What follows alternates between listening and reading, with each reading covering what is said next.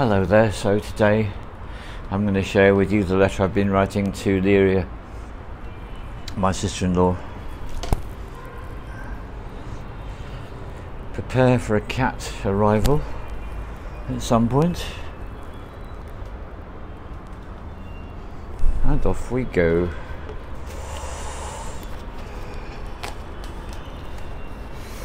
So I greet her and ask how she is, and I say, I'm absorbing the experience of being in the third house that my friend Ahmed is constructing.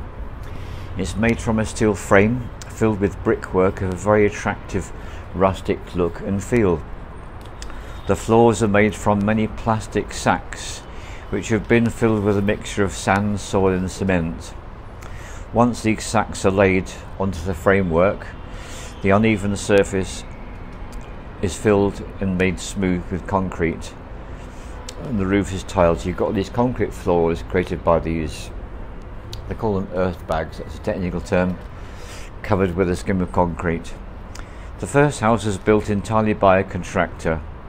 The second house is made entirely from earth, sand and cement in bags, and Ahmed did all the design on that one, the planning and labouring as himself as part of a team.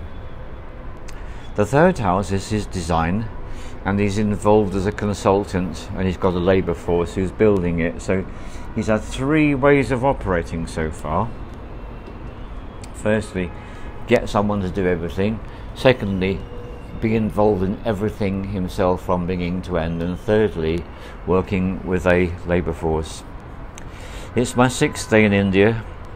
This visit feels very different from my previous one. This morning I was able to advise on some details of the building plans. I hardly know where to begin here. I'll start with food. For breakfast I have Indian beef. It's minced by the butcher. The cows browse freely in the nearby villages in the countryside, just as I remember them doing in Corsica. His team member Sajid takes the minced beef. He lays a kilo out onto grease-proof paper with another grease-proof paper on top and rolls it out onto a very thin sheet, which is cut up into squares. The top paper is removed and they are laid onto metal trays and put in the freezer. So when it's time, you take a few squares off the plate, slip off the paper, sprinkle with a little Celtic salt and fry for just over 1 minute on either side in ghee. Ghee is butter which is heated and simmered. While simmering, any residues rising to the surface are scraped off. So that's what ghee is. It's actually butter without any of the impurities. The ghee is regarded as a powerful medicinal substance here. So beef fried in ghee for breakfast, same thing for lunch, plus whatever cooked vegetables are available, plus roti, also fried in ghee, and beef fried in ghee for evening meal. And that was day 6 of being here. After years of eating a wide selection of foods, I've simplified things down to this very basic minimum. Ahmed and I joke that the diet we are on is beef plus ghee plus salt plus the green medicine plus the tobacco. I feel the green medicine balances the strong savoury meals well, and the ghee balances them too. Within 24 hours I noticed a huge reduction in pains, inflammation, itchy skin, farting, burping. In short, the many aches and pains I'd learnt to take for granted are not a compulsory experience. The other thing, bloating. Bloating vanished within 24 hours, really noticeable. I'm able to be still for much longer now the body is at peace. The peaceful body is being accompanied by a much more peaceful mind. Indeed, I'm ashamed to say that I've been in an agitated state, with mental turmoil being my usual condition. And sometimes in life it's only when something is taken away that you realise more about your prevailing state. Over the last 5 years, what's been happening is English food is being polluted with more and more preservatives, flavour enhancers and other toxic shit. We have a new term, ultra-processed food. That didn't exist 5 years ago.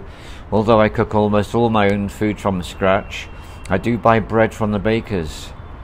And I've noticed when I've left it lying out that 8 days later there's still no sign of mould. It's not a good sign. It's ironic to accept that the food's unwillingness to be eaten by fungi and go mouldy is the sure sign that we are being poisoned by what we eat.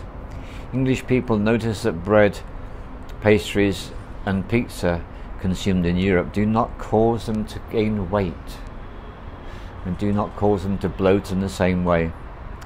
The only country so much worse than England is without doubt the USA. Speaking of which, the Trump win. This might be the most significant change to affect people worldwide for a long time. Now it's the 19th of November on a Tuesday, it's just 2 days ago.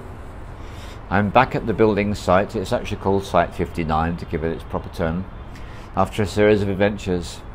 Yes, as we went to the temple in the Chamundi Hills, it's dedicated to the deity my second mantra is dedicated to. The 100,000th repetition was done inside the temple. That's my second practice, which is of 926 days duration. I'm learning a lot. I appreciate the changes I'm going through. Ahmed, Reshma and I stayed in a hotel in the Brindavan Gardens, a 45-minute drive from the temple. Over here, such a drive is regarded to be the same as a 10-minute walk down the road. Such different values. It's an ancient hotel that was created out of the former home of the Maharaja, the Indian equivalent of a king royalty. The 60 acres of land in front of the hotel was designed by a German and is now the famous gardens. People come from all over India to be in these gardens. There are long banks of plants sloping down a hill. In the centre there's a series of waterfalls which flow down in a terrace-like drops. As the late afternoon turns into dusk, the whole space gradually is illuminated with lights, giving a different impression. It was at this time that Ahmed and I began our walk into the gardens. We were besieged by thousands of people walking towards us. It had recently stopped raining, so the smooth tiles were wet and slippery. We walked carefully through a bank of fountains. I could feel how the negative ions emanating from the waterfall and the fountains was a powerful force attracting so many people. It literally cleanses us. Despite the crowds, I could feel the effects. Earlier that day we went to a small restaurant in the nearby suburbs. The waitress placed a huge banana leaf in front of us on the table. People kept arriving with many dishes of different foods. A tiny amount of 20 items gradually accumulated on each leaf. When I started eating, I was amazed. This is most clearly all high-quality foods prepared to perfection. The huge cashier came over, he answered my questions, telling me about the ingredients in each dish.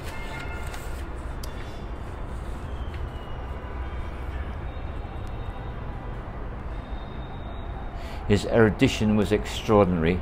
He began opening up about his weight problem. He cut out sugar and his eliminated junk food.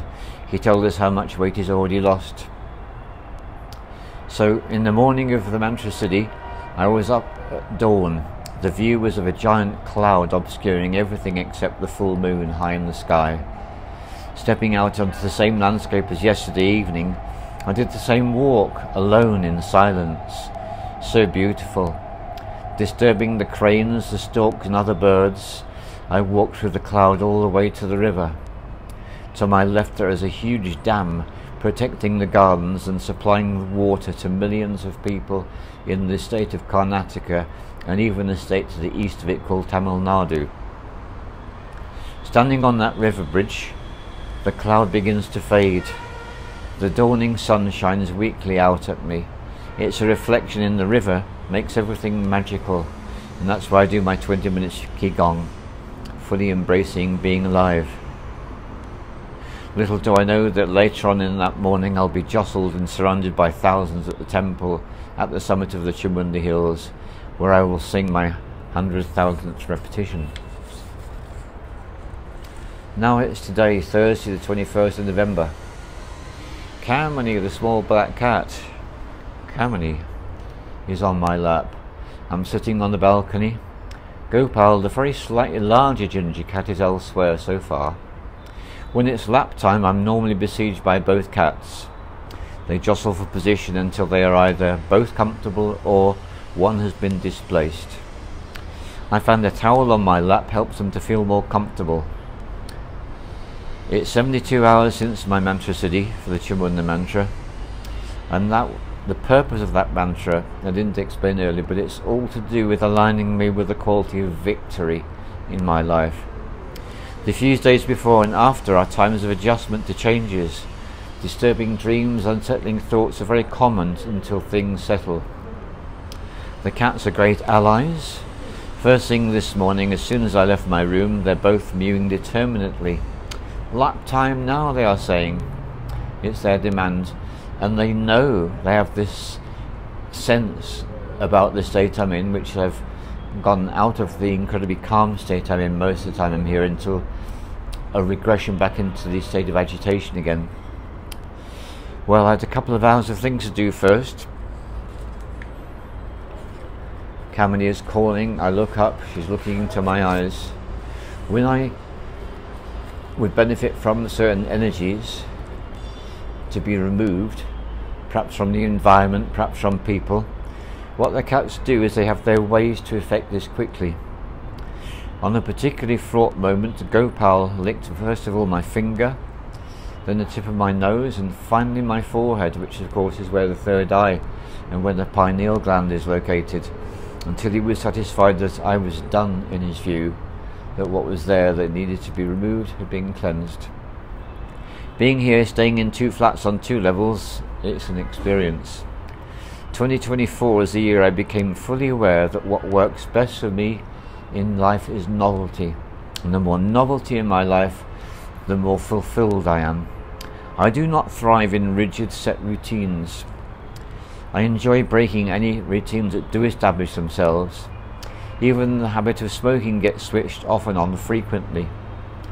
I'm now stopping after a week. Let me put that better. I found this after a week of smoking, then I'm going to stop, because that's enough. And then after having stopped for a while, that may be some days through some weeks, I'll start again. That's the pattern. Adjusting to changes is a primary cue for the benefits of the smoke. So I have shorter breaks here in India because there's so much to adjust to, so much at a time. This, my second visit, leaves me so much more capable of taking in the 24/7 sound bath of noises in my stride. Ahead, outside on the balcony, there is a constant traffic roar. Horns honking, traffic slowing down. And as I'm writing these words, Kamini gets up and leaves. And I just take a little time to be just enjoying everything. And a short while later, Gopal arrives. And Gopal's on my lap, just enjoying his presence. Change from Kamini. And then Kamini returns. More jostling for position. Eventually, I continue writing, and Kamini is wrapped around Gopal. The heads are together, facing towards the right. And this is one of my great gifts about being here. The gift of lap time. When we totally embrace the gifts that cats have to give, they are very generous, very loving, and very benevolent, aren't you, Kamini? And then my mind extends towards the sounds inside. 2 budgies are chirping, the team are talking on the phone, someone is sweeping on the balcony below, a new team member waters the plants quietly in the balcony. Money, the parrot, imitates one of Ahmed's coughs. The doorbell chirps, heralding the arrival of someone for some purpose. The big beefy or omelette-based breakfast generates an inner calmness. So this morning again, so much calmer after breakfast. The benefits of being here far outweigh the confines of the 10-hour flight each way. And indeed, on the flight out this time, unlike previously where I've looked at the screen in front of me, on the back of the person's seat in front of me, and I've maybe read something and done this and done that, I decided no, I just had everything switched off, and my devices switched off in the overhead compartment. I spent the entire 10 hours being completely present, getting tired, being served a meal at an incredibly late hour, which was just errandy for you, fantastic. More time, and I put my mindfold on, drifted off, and then I felt the sounds of the cabin change and the lights went up, and that was preparing for landing. So much of a better experience, not making any attempt to distract myself but being fully in it. And little details like the babies crying at the beginning of the journey, and after, well, within about 40 minutes they all became silent, and they became silent, and they were silent for the whole of the rest of the trip. Really interesting that. I feel so grateful to be here, and so I'm asking her how she's getting on and wondering what the possibility of visiting her sometime in the near future might be. So I wanted to share that with you, just because what I've realised is that whenever, I don't know how you are, but whenever I communicate, it depends on who I'm communicating with as to what I say. And even talking about the same things, it comes across in a different way. I've just noticed this over time. So I thought I'd share that with you. So, Kamini, that moment has arrived. It has, where I'm going to need to go and switch off the camera. Yes. Time to switch off the camera. And thank you for your presence. Thank you for your very, very intense yellow eyes with a tiny black slits, because it's pretty light at this time of day. Right, we use our strategy: slow getting up and the slow decanting of the cat, dropping of the other towel, and I finish by saying all the love to you.